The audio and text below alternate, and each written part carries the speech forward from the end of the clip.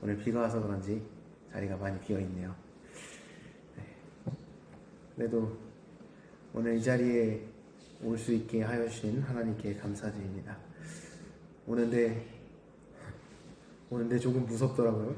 비가 오는데 그 가운데서 주님 앞에 나올 수 있음에 참 감사드립니다. 오늘 말씀 바로 이전에 바로 이전에 5절부터 9절의 말씀의 핵심은 미혹되지 말라는 것이었습니다. 우리는 겉면만을 보기에 그 겉면에 미혹이 됩니다. 세상을 볼 때도 마찬가지죠. 어려움이 계속될 때 우리는 그것에 미혹되어 정작 그 안에 있는 하나님의 뜻을 바라볼 수가 없게 됩니다. 그렇기에 하나님께서는 먼저 어려움이 있을 것이라는 말씀을 하시기 전에 자신의 제자들에게 미혹되지 말라 이렇게 먼저 말씀하신 것입니다. 그렇다면 그들에게 어떤 어려움이 일어나기에 하나님은 이렇게 말씀하셨을까? 오늘 말씀 10절, 11절에 이렇게 시작하고 있습니다. 또 이르시되 민족이 민족을 나라가 나라를 대적하여 일어나겠고 곳곳에 큰 지진과 기근과 전염병이 있겠고 또 무서운 일과 하늘로부터 큰 징조들이 있으리라. 민족이 민족을 나라가 나라를 대적하여 일어난다. 이제 아무래도 전쟁이 있을 것이다 이렇게 말씀하시는 것이죠.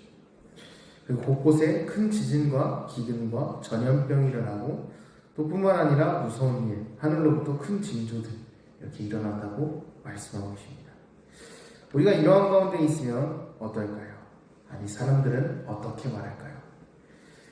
우리는 끝났다. 하나님이 우리를 버리셨다. 더 나아가서 하나님은 없다 할 것입니다.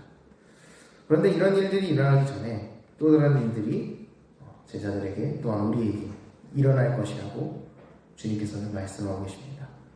12절을 보면 이렇게 나와 있습니다. 이 모든 일 전에 내 이름으로 말미암아 너희에게 손을 대어 박해하며 회당과 옥에 넘겨주며 임금들과 집권자들 앞에 끌어가리라. 우리에게는 앞선 말씀보다 더 앞서서 한 가지 일이 더 일어나는 것인데 여러분에게 이러한 일들이 일어나면 어떨 것 같습니까? 여러분이 예수님을 믿는다는 이유로 사람들이 여러분을 박해하고 심지어는 옥에 가두기도 하며 회당에서 집단으로 규탄하기도 하고 더 나아가 임금들과 집권자들 앞에 끌려간다는 것입니다. 그런데 이것을 끌고 가는 사람들도 어떤 사람들인가 이렇게 살펴보면 16절과 17절에 이렇게 나와 있습니다. 16절에 이렇게 나와 있습니다. 심지어 부모와 형제와 친척과 벗이 너희를 넘겨주고 너희 중에 몇을 죽이게 하겠고 이렇게 나와 있습니다. 가장 가까웠을 사람이 우리를 넘긴다 이렇게 표현하고 계시는 것이죠. 여러분은 어떤 기분이 드실 것 같나요? 만약 우리가 이런 상황 가운데 던져지게 된다면 어떤 마음을 가지게 될까요? 하나님이 계시지 않는가 생각하지 않을까요?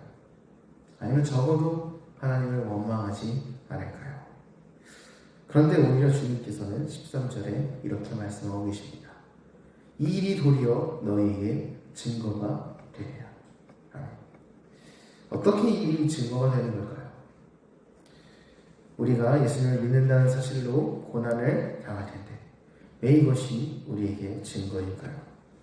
먼저는 주님께서 이미 말씀하셨기에 그런 것이고 그것을 우리가 믿었기에 증거가 되는 것입니다.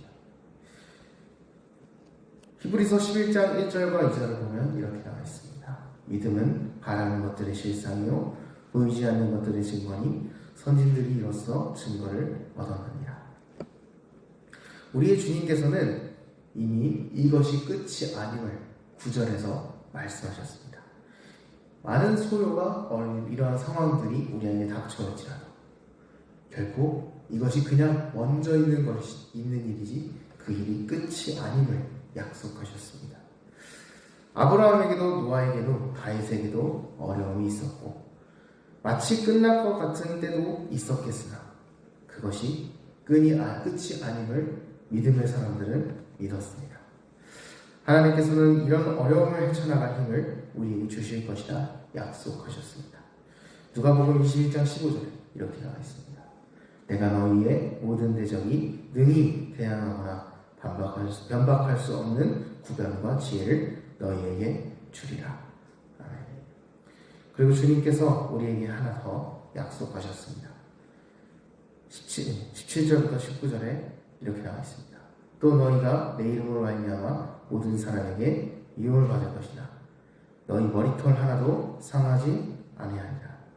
너희의 인내로 너희 영혼을 얻으리라. 이는 진정으로 우리의 몸이 상하지 않을 것이라 주님께서 말씀하신 것이 아니라 우리의 영혼이 상하지 않을 것이며 우리의 영원한 생명은 결코 빼앗기지 않으리라 우리에게 약속하신 것입니다. 그렇기에 진정으로 우리에게 이러한 일들이 일어날지라도 그러한 상황과 사람들의 말에 미혹되지 아니하는 여러분 되시길 주님의 이름으로 소망합니다. 도리어 그 일들을 우리의 증거로 여겨서 하나님께서 우리에게 그 어려움을 이겨낼 힘을 주실 것이며 어려움 가운데서 우리의 영원한 생명은 결코 잃지 않으리라는 약속을 믿으며 세상에 미혹되지 아니하고 그리스도인으로서 살아가는 여러분이 되시기를 주님의 이름으로 소망합니다. 잠시 기도하겠습니다.